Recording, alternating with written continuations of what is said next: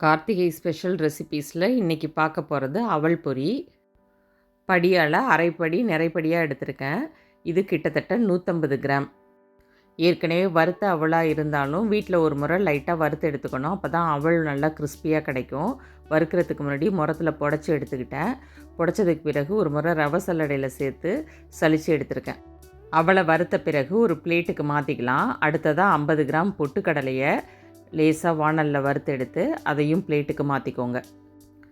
அடுத்ததாக ஒரு 25 கிராம் பாசிப்பருப்பை சேர்த்து லைட்டாக கலர் சேஞ்ச் ஆகி வாசனை வர வரையும் வறுத்து எடுத்துக்கோங்க. வறுத்த பருப்பை அதே பிளேட்டுக்கு மாற்றிக்கோங்க.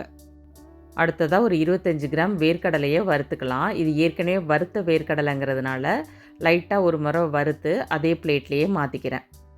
அடுத்ததாக ஒரு டேபிள் ஸ்பூன் கருப்பு எள்ளு சேர்த்துருக்கேன். அது பொரிஞ்சதும் அதையும் பிளேட்டுக்கு மாற்றிக்கோங்க. அரை மூடி தேங்காவை சின்ன சின்னதாக கட் பண்ணி எடுத்திருக்கேன். அதையும் சேர்த்து நல்லா வாசனை வர வரையும் வறுத்து எடுத்துக்கோங்க. அடுத்ததாக பாகு ரெடி பண்ணிக்கலாம். 150 கிராம் அவல் எடுத்திருந்தேன். அதுக்கு ஈக்குவலாக 150 கிராம் வெல்லம் சேர்த்துருக்கேன். நீங்கள் இனிப்பு கம்மியாக சாப்பிட்றவங்களா இருந்தால் ஒரு 25 கிராம் கம்மியாக சேர்த்துக்கோங்க. அதாவது இனிப்பு குறைவாக சாப்பிட்றவங்களுக்கு 150 கிராம் அவலுக்கு 125 கிராம் வெல்லம் சரியாக இருக்கும். இந்த வெல்லத்தோடு கொஞ்சமாக தண்ணி சேர்த்து கரைச்சி தூசி இல்லாமல் வடிகட்டி எடுத்து அதை திரும்பவும் அனலில் சேர்த்துக்கோங்க. இப்போது பாகுப்பதம் ரொம்ப முக்கியம். உருட்டுற பதத்துக்கு தான் நம்ம பாகை காய்ச்சி எடுத்துக்கணும். ஒரு சின்ன தட்டில் தண்ணி சேர்த்து பாகை கொஞ்சம் கொஞ்சமாக ஊற்றி அந்த பதம் வர வரையும் செக் பண்ணிக்கோங்க. முதல்ல எடுத்து நான் பார்க்குறேன். இப்போது தண்ணியிலே கரைஞ்சிருது. கொஞ்சம் நேரம் நம்ம வெயிட் பண்ணி பார்க்கலாம்.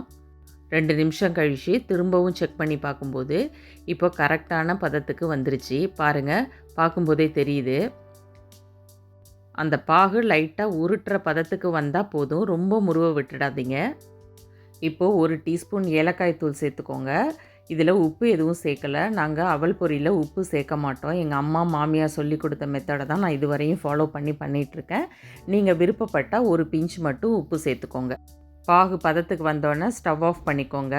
வறுத்து வச்ச எல்லாத்தையும் பாகோடு சேர்த்து நல்லா மிக்ஸ் பண்ணி எடுத்துக்கோங்க.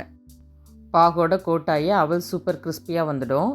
இன்க்ரீடியன்ஸ் எல்லாம் ஸ்க்ரீனில் கொடுத்துருக்கேன். 1 kgக்கு எவ்வளோ மெஷர்மெண்ட்ஸ் அப்படிங்கிறதையும் டிஸ்கிரிப்ஷனில் கொடுத்துருக்கேன், செக் பண்ணிக்கோங்க. இந்த கிறிஸ்பியான அவலை கார்த்திகை தீபத்தன்னைக்கு சாமிக்கு நெய்வேத்தியமாக வச்சு எல்லாருக்கும் எல்லா அருளும் கிடைக்கணும்னு பிரார்த்தனை பண்ணிக்கலாம்.